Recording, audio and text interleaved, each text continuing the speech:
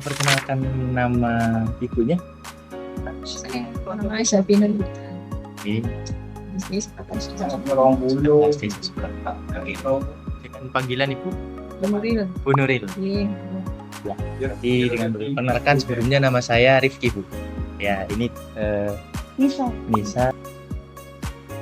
Jadi kita ini dari Universitas Jember Bu. Jadi gini, kita kan mendengar beberapa kabar mengenai Desa Sukarno. Jadi salah satunya Desa Sukarno ini adalah salah satu desa Pancasila ya Bu. Kalau tidak salah. Iya, sebutannya Desa Pancasila. Mungkin bisa diberitahukan kenapa awalnya desa ini bisa disebut dengan Desa Pancasila. Kalau awal-awalnya seperti Desa Pancasila, sebetulnya Desa Sukarno itu punya bermacam-macam agama. Ya.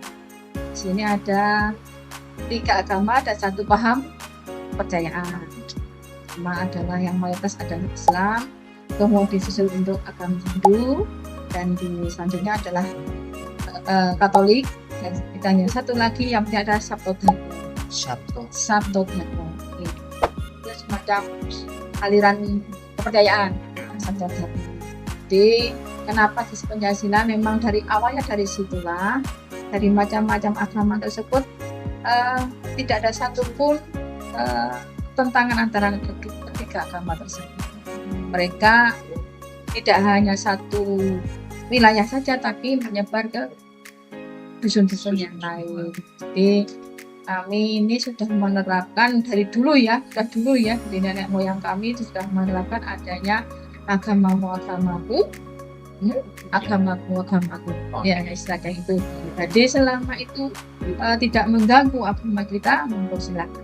Mereka dapat bebas untuk ibadah masing-masing, menjalankan ibadah masing-masing dan punya tempat ibadah masing-masing. Kemudian untuk perayaan agama juga mereka punya perayaan agama masing-masing. Dan kita sudah terapkan itu kaitan tersebut, apalagi tahun-tahun kemarin sudah disupport oleh pemerintah. Misalkan kaitan dengan adanya perayaan takbir keliling, itu ada macam perayaan juga diminati oleh agama lain. Kemudian adanya peristiwa tokoh untuk perayaan agama itu malah sebagai ikon untuk Desa Sukarno sebagai festival budaya. Sebelum hari raya Nyepi kita harus melakukan. Kemudian yang kedua, kenapa disebut Pancasila? Karena memang masyarakat di sini gotong royong, tidak memandang itu agama apa, pokoknya selama ada kegiatan dari desa, mereka sama-sama menyatukan diri untuk kemudian yang paling krusial adalah saling menghormati ketika ada perayaan. Misalkan kalau agama Islam itu ada semacam acara tahlil ya. Ada 100 hari, ada 4 hari. Mereka juga ada Ikut juga. Seperti depannya itu ini kan agama itu juga, kalau ada tahlil mereka juga ikut. Sebagai masyarakat kita sudah memahami kaitan tersebut.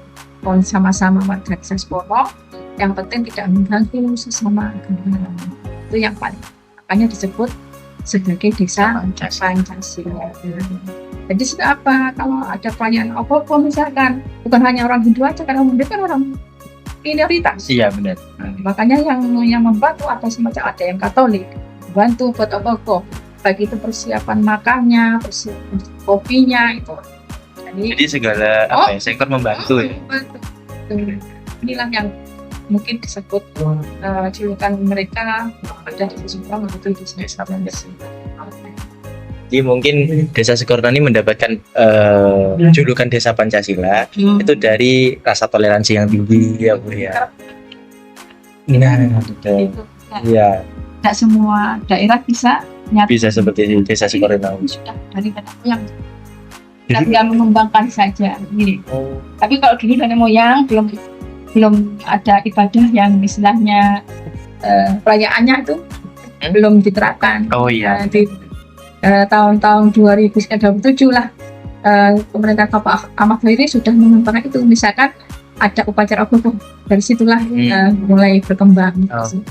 Jadi memang dari acara satu itu, jadi yang agama lainnya juga mengadakan acara, tapi disupport juga sama yang lain. Keren. Wah, jadi memang Desa Sukorno ini nggak salah ya dapat predikat sebagai desa Pancasila ya. Sebenarnya kita sih sayang sekali sebetulnya karena memang tidak sepenuhnya didukung oleh pemerintah kabupaten dengan adanya SK. Jadi saya ingin menyalurkan juga mohon untuk pemerintah kabupaten memberikan SK kita sebagai Pancasila, bukan hanya sebutan saja, tapi ada keputusan bupati untuk berkaitan dengan Jadi secara legalitasnya. Jadi bukan hanya sebagai takutnya kita nanti ada klaim untuk dinilai. Oh iya, benar.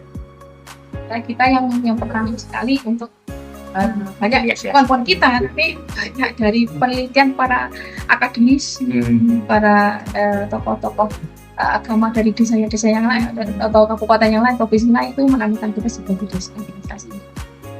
Saya juga baru tahu ya Bu ya, jujur saya awam kan kalau desa dusun Umbul Sari ya, kecamatan yang Umbul Sari. Jadi memang saya agak awam kok, nggak pernah dengar ada desa Pancasila gitu. Saya dengar dari dosen saya malah ada salah satu desa Pancasila nih di Jember gitu. Dari tahun Iya. sekali bergerak dari kabupaten juga. Mereka ingin memberikan untuk wisata alam saja tanpa adanya menggali wisata religi di kita. Kita sebut wisata edukasi religi sebetulnya. Ada nilai-nilai yang harus tentunya dengan suruh kesini. Namanya kan edukasi. Iya, kita jadi teredukasi ya mengenai nilai-nilai Pancasila yang diterapkan di Desa Sukorno. Oke, mungkin ini lagi Bu. Apa sih yang membuat Ibu ini sangat menjunjung tinggi nilai itu, padahal ya banyak perbedaan-perbedaan ya Bu ya. Contohnya mungkin dari perayaan saja. Kalau nyepi kan harus sepi banget tuh.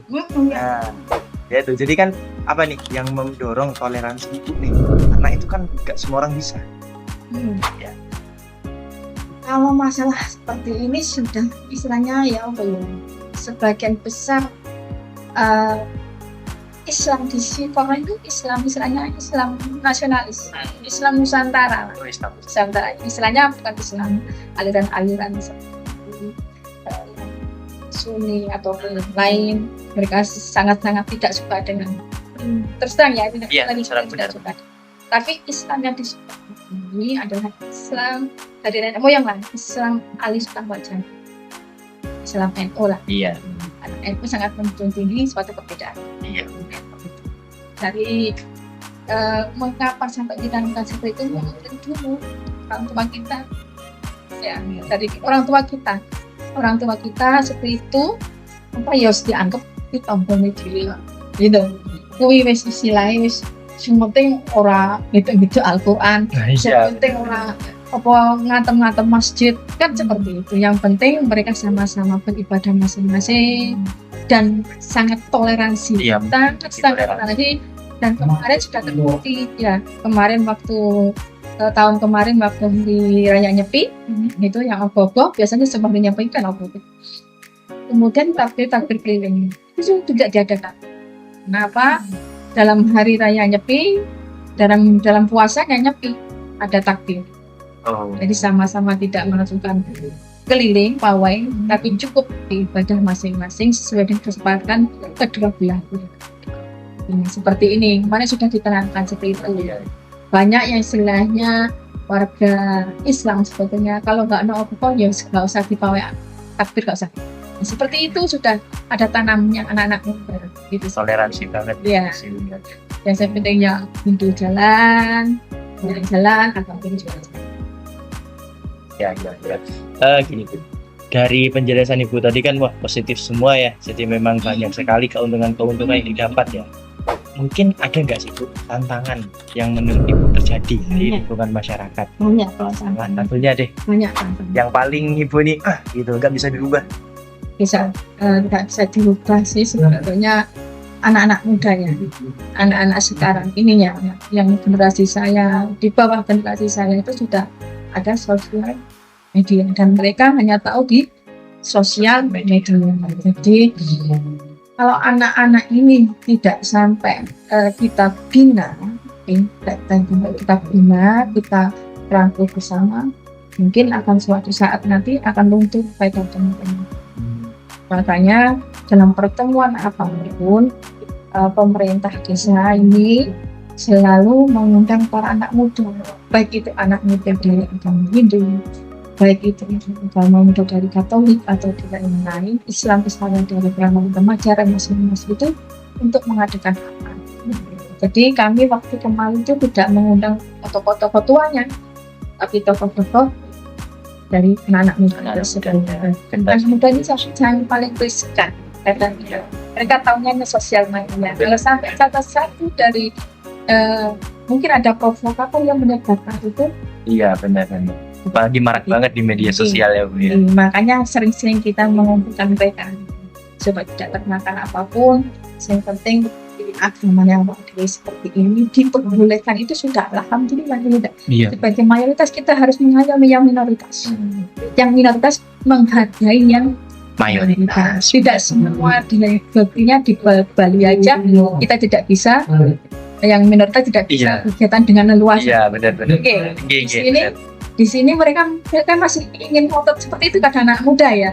Wah, jenengan minoritas harus menghargai yang mayoritas. Oh jadi walaupun dalam perkumpulan itu walaupun nanti minoritas itu maksudnya minta diunggulkan ya. Tapi itu kita contoh di Bali aja.